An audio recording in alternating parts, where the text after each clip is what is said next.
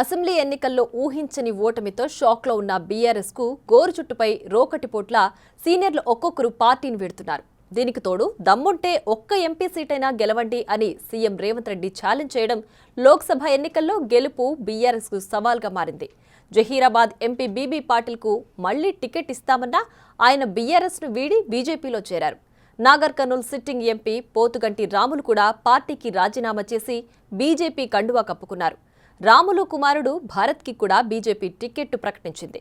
సీనియర్లు సిట్టింగ్లు ఒక్కొక్కరు బీఆర్ఎస్కు రాజీనామా చేస్తుండటంతో లోక్సభ ఎన్నికల్లో పోటీ చేయడానికి బీఆర్ఎస్కు అభ్యర్థులే కరువయ్యారు.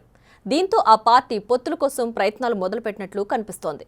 ఇందులో భాగంగానే బీఎస్పీ రాష్ట్ర అధ్యక్షుడు ఆర్ఎస్ ప్రవీణ్ కుమార్తో కేటీఆర్, హరీష్ రావు చర్చలు జరిపినట్లు సమాచారం.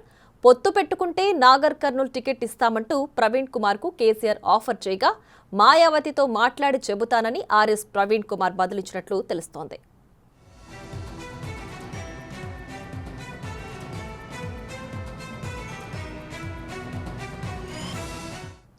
కేసీఆర్ పాలనకు వ్యతిరేకంగా అడిషనల్ డీజీ హోదాలో ఉన్న ప్రవీణ్ కుమార్ 6 ఏళ్ల సర్వీస్ ఉండగానే వీఆర్ఎస్ తీసుకుని బీఎస్పీలో చేరారు. అసెంబ్లీ ఎన్నికల్లో కేసీఆర్కు వ్యతిరేకంగా ప్రచారం చేశారు. బీఆర్ఎస్ సిట్టింగ్ స్థానమైన ఆదిలాబాద్ జిల్లా సిర్పూర్ నుంచి పోటీ చేసి బీఆర్ఎస్ అభ్యర్థి చేతిలో ఓడిపోయారు. మొన్నటి అసెంబ్లీ ఎన్నికల్లో బీఎస్పీ ఒక్క సీటు కూడా గెలుచుకోలేకపోయింది. దీంతో ఆ పార్టీ క్యాడర్ లీడర్ తీవ్ర నిరాశలో ఉంది. బీఎస్పీ మాత్రం బీఆర్ఎస్లో పొత్తు అనేది అన్ని వదంతులే అని చెబుతోంది. బీఆర్ఎస్ ఇచ్చిన ఆఫర్ను బీఎస్పీ అంగీకరిస్తుందా లేక తిరస్కరిస్తుందా అనేది చూడాలి.